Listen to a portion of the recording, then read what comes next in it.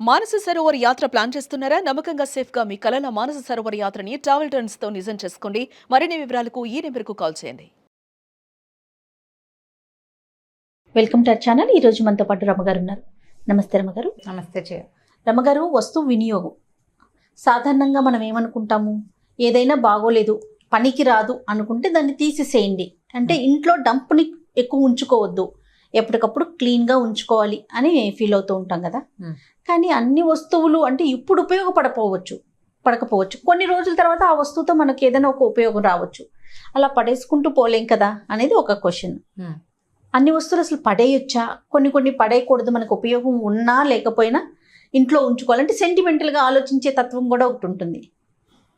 ఏమంటే ఎన్ని వస్తువులు టీవీ కొంచెం కొత్త వెర్షన్ రాగానే ఇది తీసేస్తాం కదా.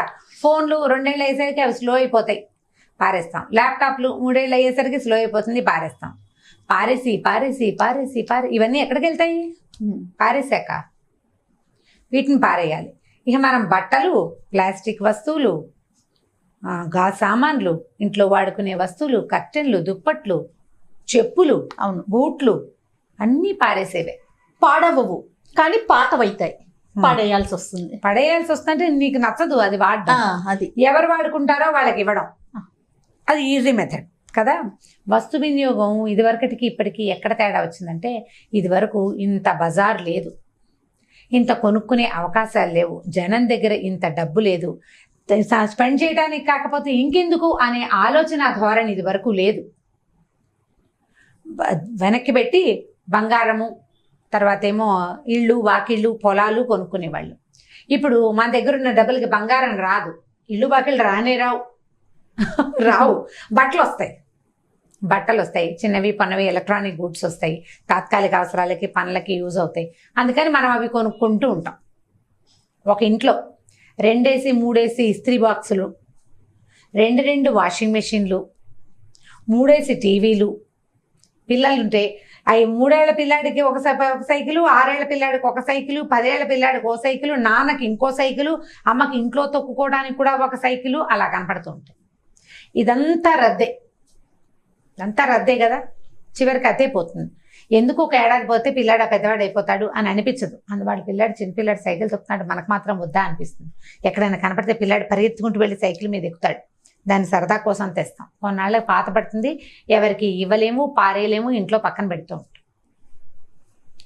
పిల్లల ఆట బొమ్మలు, పిల్లల వస్తువుల మీద ఎంత భ్రమ ఉందో జయ. ఇప్పుడు ఎంత ఎనర్జీయో, ఎంత డబ్బు దండగో, ఎంత వేస్టో, అసలు భూమిలో కలవు ఒక్క వస్తువు కూడా. కష్టసాధ్యమైన సంగతి. అయితే ఇప్పుడు బట్టల సంగతి చూద్దాం. ఇది వరకు ఓ పాత చీర ఉంటే, పాత చీర కట్టుకున్నాక చీర పాత పడితే పిల్లలకు ఉయ్యాలేయచ్చు, నడుం కింద వేసుకోవచ్చు, ఎక్కడైనా వేసుకోవచ్చు, లేకపోతే కాస్త కప్పుకోవచ్చు, 3-4 చీరలు కలిపి ఒక బొంత కుట్టచ్చు, ఏవో బోల్డ్ చేసేవాళ్ళు. ఇప్పుడు అసలు చాలా చీరలు ఎందుకు పనికిరాదు, దాంతో తడి పీల్చదు, ఏ పిల్లాడికి ఉయ్యాల వేయలేము, కూడా పనికిరాదు. పనికిరాని చీరలు మన బీరువా తెరిస్తే మనకే కనపడతాయి బోల్డ్. ఆ కూడా 4-5 సార్లు కట్టుకోవడానికి కనిపిస్తుంది. మళ్ళీ రేట్ ఏం తక్కువ ఉండదు. అవునండి, రేట్ తక్కువ ఉండదు. పాతకాలపు బట్టలు అవి ఏదో భలే హాయిగా ఉండేవి, మెత్తగా. నేను అదే గుర్తు చేసుకుంటుంటా, మా నాయనమ్మ చీర గుర్తొస్తుంది. మా నాయనమ్మ గారి దగ్గర ఉన్న ఒక పట్టు చీర, నాయనమ్మ పోయే 86లో పోయినట్టున్నారు. నేను ఇప్పటికీ మడి కట్టుకుంటున్నాను ఆ చీర. అబ్బా, క్వాలిటీ. మడికి నా దసరా మడి వంటకి మా నాయనమ్మ పర్పుల్ కలర్, వైలెట్ కలర్ పట్టు చీరే. అక్కడక్కడ 2-3 చిరుగులు పడ్డాయి, నా మడికి ఏమీ ఇబ్బంది లేదని భావించేస్తాను. నేను మడిలో ఉండగా ఎవరితో చూడను, ఎవరినో మాట్లాడి బయటకు వెళ్ళను కాబట్టి ఓకే, అంత పాతది. ఇప్పుడు నేను కొనుక్కునే పట్టు చీర 10,000 రూపాయల చీర అయినా సరే 2 సార్లు తడవంగానే దాని మొత్తం జీవితం అంతా నీళ్ళలోకి వెళ్ళిపోతుంది. దాని 10,000 లైఫ్ నీటిలో ఉంటుంది అంతే, దాంట్లో ఏమి ఉండదు. ప్రపంచం అలా పోతుంది. వస్తు వినియోగం చాలా కేర్ఫుల్గా చేయాలి. కొన్ని విషయాల్లో మనం ఈ వస్తువు ఇవాళ కొనకపోయినా నష్టం లేదు, దీన్ని ఇంకొక 4 రోజులు వాడుకోవచ్చు, అలా భావించే వస్తువుని కొనుక్కోవాలి. ఇప్పుడు ఈ బోల్డని ఫ్యాక్టరీలు ఉన్నాయి, కంపెనీలు ఉన్నాయి, వీళ్ళందరూ ఏం చేస్తారండి మనం కొనుక్కోకపోతే? మొన్న కూడా ఒకళ్ళు నన్ను అడిగారు, ఇట్లా మీరు షాపింగ్ చేయొద్దంటారు, మరి వీళ్ళంతా ఏమైపోవాలి అని. వాళ్ళ సంగతి పక్కన పెట్టు, నువ్వేమైపోతావు? భూమి ఇదేమైపోతుంది? ఇదే కదా రేపొద్దున మన జీవితాల కాలవాలం. మన పిల్ల జల్లారు, మన మనవలు ముని మనవలు మనకలాగా అయినా బతికుండాలి కదా. మనలాగా 60 సంవత్సరాలు వచ్చేదాకా హెల్దీగా శుభ్రంగా ఉండాలా వద్దా? మునిమనవల కోసం కూడా ఆస్తులు సంపాదించి పెట్టే మహానుభావులు ఉన్న మన దేశంలో మునిమనవల నాటికి మంచి గాలి ఉండాలని నేను ఆశించడం తప్పు కాదు కదా. ఇది పెద్ద కోరిక కూడా కాదు. నువ్వు అందరి పొట్టలు కొట్టి ప్రతి వాడి జీవితము పాడు చేసి నీకు అందుబాటులోకి వచ్చిన ప్రతిదీ లాక్కుని గ్రాప్ చేసి 30 తరాల వరకు సరిపోయే సంపదని సంపాదిస్తున్న ప్రజలున్న దేశం మంది. ఇప్పుడు ప్రపంచమే అలా ఉంది. అసలు మన మనవల్నే మనం చూస్తామో చూడమో మనకు తెలీదు, రేపు చూస్తామో లేదో తెలీదు. అయినా డబ్బులు పోగు చేయడం మనం. ఆరోగ్యాన్ని పోగు చేయండి. ప్రపంచానికి మంచి గాలి వెలుతురు కావాలని ఆలోచించండి. నా పిల్లలు నా మనవలు కూడా స్వచ్ఛమైన గాలిని కొంచెమైనా పీల్చాలని ఆలోచించండి. డబ్బులు అక్కర్లా, ప్రకృతి మీద ప్రేమను చూపించాలి. గాలి కావాలి. వెదవ డబ్బు లేకపోతే పీడ పోయి వాళ్ళ దగ్గర రేపు పొద్దున వస్తుంది. గాలి ఎక్కడి నుంచి వస్తుంది? వాళ్ళు లేకపోతే రేపు లేదే, మనం లేం కదా, రేపు లేదు, ఇంకా రేపు అసలు లేనే ఉండదు కదా. ఇంకా అందుకని దానికోసం జాగ్రత్త పడండి. మనం వస్తువులు కొనకపోతే ఎవరికి నష్టం లేదు, ఏం పర్వాలేదు. నేను ఒక చిన్న మాట చెప్తాను, ఇక్కడ గుర్తొచ్చింది నాకు. మా మూడో అక్కయ్య కొంచెం మంచి ఇంజనీరింగ్ బ్రెయిన్, చిన్న ఐడియాలు బాగా చేసేదన్నమాట. టూత్పేస్ట్ కొనుక్కొచ్చేవాళ్ళం. అప్పట్లో కోల్గేటో ఏదో కొనేవాళ్ళం. దానికి ఒక అట్టపెట్టి వచ్చేది, కవర్ గుర్తుందా? ఇప్పుడు కూడా ఉన్నట్టున్నాయి. ఇది వరకు గట్టిగా ఉండేవి చేయాలి. ఇప్పుడున్నంత టాలాటోలీగా అప్పుడు లేవు. 30 ఏళ్ల క్రితం సంగతి చెప్తాను. కొత్త టూత్పేస్ట్ తీయంగానే ఈ టూత్పేస్ట్ తీసి పక్కకు పెట్టి దాన్ని ఫ్రంట్లో కొంత మటుకు కట్ చేసి వెనకాల ఒక హోల్ పెట్టి గోడకు చిన్న మేకుండేది దాంట్లో పెట్టేది. పిల్లలు బ్రష్లు అందులో పెట్టుకునేవాళ్ళు. అంత స్ట్రాంగ్ ఉండేది, అంత గట్టిగా ఉండేవి. ఎన్ని బ్రష్లు? 4 కదా, 4 బ్రష్లు, 4 టంగ్ క్లీనర్లు. మళ్ళీ నెల మొదలు పెట్టంగానే టూత్ పేస్ట్ అయిపోయింది, పేస్ట్ బయట పారేసేవాళ్ళు. కొత్త పేస్ట్ వస్తుందా, మళ్ళీ ఆ కొత్త ప్యాకెట్ని అక్కడ పెట్టేవాళ్ళు. ఎప్పటికప్పుడు అది కొత్తదే, దాన్ని బయట పారేయక్కర్లేదు, దీనికోసం ఒక కొత్త వస్తువు కొనుక్కురాక్కర్లేదు. ప్రతి వస్తువు ప్రతి విషయము అంతే. బాత్రూంలో ఇప్పుడు మనం బోల్డ్ అని సోప్ కేసులు అవి కనపడుతుంటాయి సబ్బు పెట్టుకోవడానికి. ఈ పిల్లలు కూల్ డ్రింకులు తాగితే అవి వాడు మా అక్కయ్య గారు పట్టుకొచ్చేవాడు మూతలు. ఒక 2 మూతల్ని సబ్బు కింద అంటించి పెట్టేది మా అక్కయ్య, సింక్ మీద పెట్టుకోవడానికి. సబ్బు కింద కంటదు, తడి వెంటనే పోతుంది, అది కింద అతుక్కోదు. Soap case కొనక్కర్లేదు. కేసులో ఉన్న ఏమిటి డిఫరెన్స్? సోప్ కేసు నీకు స్టైల్గా ఉంటుంది, అదే కదా ఉపయోగం. కొన్నాళ్ళకి కేసు అంతా మురిగ్గా అవుతుంది, దరిద్రంగా ఉందనేది పారేసి ఇంకో కొత్తది కనిపిస్తుంది మనకి రంగు, అది కొనుక్కొస్తాం. కొనుక్కు రావద్దు. ఏవేవి కొనుక్కు రావక్కర్లేకుండా సరిపోతుందో అలాంటి లైఫ్ హ్యాక్స్ని ఫాలో అవ్వండి. ప్లాస్టిక్ వినియోగం తగ్గించండి, బట్టలు తగ్గించండి. యూజ్ కాని బట్ట, దీన్ని తుడవడానికి కూడా పనికిరాని క్లాత్ని నేను కొనను అని ప్రతి భారతీయుడు భావిస్తే అవి తయారు చేయటం మానేస్తారు. నేను కొన్ను, సింథటిక్ చీర ఎందుకు యూజ్ అవ్వదు, నేను కొన్ను. ఎవరు కొనరు, ఎందుకు చేస్తారు? ఇంకవి నువ్వు కొనేవే చేస్తారు. నీ దగ్గర ఒక చేనేత చీర ఉందనుకో, దాంతో ఏం చేయకూడదు, కల్పలత అది మన దగ్గర ఉంటే ఎన్ని పనులైనా చేయొచ్చు దాంతో. ఎన్నో. ఇప్పుడు మన దగ్గర ఒక సింథటిక్ ఇంత పీస్ ఉందనుకో, అన్నం మార్చుకోగలమా? దాంతో చేయలేము. దాంతో చేయగలిగే నాకైతే ఒకే ఒక ఉపయోగం ఉంది, ఇప్పుడు రవ్వను అందులో వేసి పిండి అయితే చక్కగా వస్తుంది. అది తప్ప ఏ ఉపయోగం ఉండదు దానివల్ల. ఉపయోగించే వస్తువులని కేర్ఫుల్గా కొనండి, రీయూజ్ చేసుకోగలిగేది. ఎవరికైనా ఇస్తే వాళ్ళు కూడా వాడుకోగలిగే ఆలోచన చేయండి. ఇతరత్రా పిచ్చి పిచ్చి వస్తువులు కొనద్దు. దీని మీద ఒక జాతక కథ ఉంది, చెప్తాను. ఆ కథ చాలా నచ్చింది, దానికోసమే ఇంతసేపు మాట్లాడాల్సి వచ్చింది. అసలు బుద్ధుడి కాలంలో ఆయన ఒక ఆరామంలో ఉండేవారు.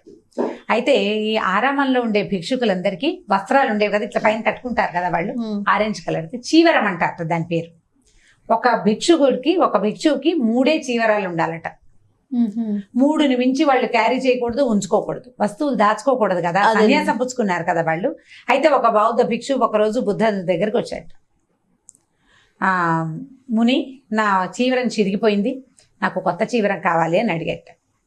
అయితే చీవరాలు చిరిగిపోయినాయి, పాతవి 2 అయిపోయినాయి, 3వది కూడా అయిపోయింది, ఇది బాగా శల్యావస్థలో ఉంది. బుద్ధుడు కూడా స్వయంగా తన చీవరం వస్త్రం చిరిగిపోతే కుట్టుకుని కట్టుకునేవాట. ఆయన ఒకప్పుడు రాజకుమారుడు, అలాంటి వాడు కూడా చిరిగిపోతే మళ్ళీ కుట్టుకోవాలి, అది పారేసి కొత్తది తెచ్చుకోకూడదు. చిరిగిన దాన్ని కుట్టుకోవాలి. అప్పుడు ఆయన బుద్ధుడు అడిగేట ఇతన్ని, భిక్షు నీ వస్త్రాన్ని ఏం చేసావు నువ్వు అని అడిగితే, మొదట చిరిగిపోయింది, ఏం చేసావు, కుట్టుకున్నాను. తర్వాత ఇంకా చిరిగిపోయింది, తర్వాత బాగా చిరిగింది, కట్టుకోవడానికి వీలుగా లేదు, చాలా కుట్లు పడ్డాయి, ఎక్కడైనా కూర్చుంటే పిగిలిపోతుందని దాన్ని మడతలుగా వేసి పడక కిందకి వాడుకున్నాను.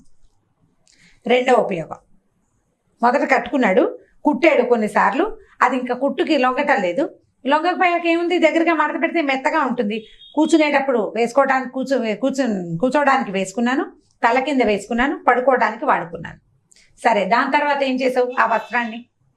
దాని తర్వాత ఏముంది, ఆ తర్వాత చిన్న చిన్న ముక్కలుగా కూడా చిరిపోయింది, క్రమంగా పిగిలింది. తర్వాత ఏం చేశానంటే దాన్ని తుడుచుకోవడానికి వాడుకున్నాను, నేల తుడుచుకునేవాడిని. నేను పడుకునే చోట, నేను ఆహారం తిన్న చోట నేల తుడవటానికి వాడాను. అంటే నేల తుడిస్తే పాడైపోదు కదా, అయినా ఉంటుంది కదా వస్త్రం, ఉంటుంది. క్రమంగా ఏమైంది, అది మెల్లిగా పోగులు పోగులుగా విడిపోతుంది. వస్త్రం పోలంగా లేదు, పోగులుగా విడిపోతుంది.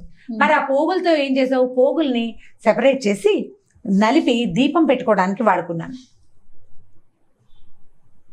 దీపాలు పెట్టేసుకున్నాను కాబట్టి నా చీవరం పని పూర్తిగా అయిపోయింది. ఇక చీవరం నాకు అసలు నా చేతిలో కూడా లేదు అని చెప్పగానే బుద్ధుడు అన్నట, నీకు చీవరాన్ని తీసుకునే అర్హత వచ్చింది, తీసుకొని ఒక కొత్త చీవరం అతని చేతిలో పెట్టాడు. ఒక వస్తువు తాలూకు మ్యాక్సిమం యూటిలిటీ చివరి వరకు వాడడం. పిల్లలకి నోట్బుక్స్, పుస్తకాలు ఇస్తామా, నోట్బుక్స్ సగం రాసాక కొత్త పుస్తకం కావాలంటారు. ఇందులో ఉన్న పేజీలని ఏం చేయాలో తెలియదు. ఆ పేజీలను తీసి మనం చక్కగా కుట్టి ఏదైనా కవర్ చేసి ఇస్తామంటే టీచర్లు కూడా ఒప్పుకోరు. కొత్త బుక్ పెట్టు అని వెంటబడే టీచర్లను చూస్తే ఎంత కోపం వస్తుందో నాకు. ఎందుకు కొత్త పుస్తకం పెట్టిస్తారు? 200 పేజీల పుస్తకంలో 70 పేజీలు రాస్తే మిగిలిన పేజీలన్నీ ఎవరు తిన్నట్టు? ఎన్ని చెట్లు కొడితే మనకి పేపర్లు వస్తాయి? ఇది టీచర్లకు పాఠం కావాలని భావిస్తాను నేను. వెనకాల పేజెస్ ఉన్నాయి, చక్కగా పిన్ చేసి వాడుకోండి. దానికి క్లాస్మేట్ అట్టే ఉండాలా? లేకపోతే కుదరదు. పేపర్ కదా నీకు కావాల్సింది. అంతే కదండి. ఇలా పిల్లలు చేసే చిన్న చిన్న పనులు, ఇంత పెన్సిల్ ఉంటే ఈ పెన్సిల్ వదిలేస్తారు, ఇక మళ్ళీ ఫుల్ పెన్సిల్ కావాలి, కొత్త పెన్సిల్ తీస్తారు. ఆ వినియోగాన్ని మాన్పించండి. ఈ కథ చెప్పండి పిల్లలకి. మీరు కూడా కాస్త ఉంటే దీన్ని పారేద్దాం అనుకోవద్దు. టూత్పేస్ట్ చివరి దాకా వాడతాం, ఫేస్ క్రీము చివరి దాకా వాడతాం, పెన్సిల్ ఎందుకు వాడడం? నా దగ్గరికి కృష్ణ వచ్చేవాడు, మనం కొన్ని వీడియోలు చేసేవాళ్ళమా, వాడి దగ్గర ఇంత బుజ్జి బుజ్జి పెన్సిల్ కూడా ఉండేవి. దీంతో ఎలా రాస్తావురా అంటే, ఏముంది రెనాల్డ్స్ పెన్ ఉండదా, దాని క్యాప్ అని వెనకాల పెడితే రాసుకోవచ్చు అని చెప్తుండేవాడు. ఎంత తెలివైన ఆలోచన కదా. చిన్న పెన్సిల్ పారేసేవాడు కాదు వాడు. మన ఇది వృత్తలేఖనం ఉంటుంది, దాంతో గీసుకోవడానికి ఆ చిన్న పెన్సిల్ బాగుంటుందని వాడు అట్ట పెట్టుకునేవాడు. పిల్లల్లో ఈ ఆలోచనని ఎంకరేజ్ చేయండి. వృధాగా వస్తువులు కొనద్దు. ఒకటి ఉండగా రెండోది తేవద్దు. పండగలకి 10 8 బట్టలు కొనేసేయద్దు. ఆ తీసుకున్న బట్ట ఇంకో పనికి కూడా యూజ్ అవుతుందా లేదా అనేది ఆలోచించండి. కాటన్ని ప్రోత్సహించండి. ఇప్పుడు కాటన్ బట్టలు తొందరగా మురికైపోతాయండి, అవేవో మురికి అవ్వవు అంటారు. మురికి చెయ్యకుండా ఉంచే ప్రాక్టీస్ చేయండి. మురికి కాకుండా ఉండాలి.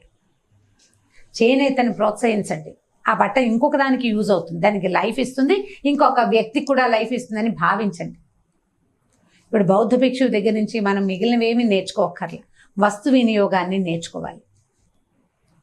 కాస్త అంత అన్నం ఉంటే పారేస్తామా? రాత్రి అన్నం అంత అన్నం మిగిలింది, పొద్దున ఎందుకు కాస్త పెరుగు కలిపి అందులో చిన్న తిరగమాతేసి అన్నాల దగ్గర పెట్టేస్తే సరిపోతుంది కదా, దద్దోజనంలాగా ఉంటుంది, వెరైటీగానే ఉంటుంది. దీన్ని పారేయడం ఎందుకు?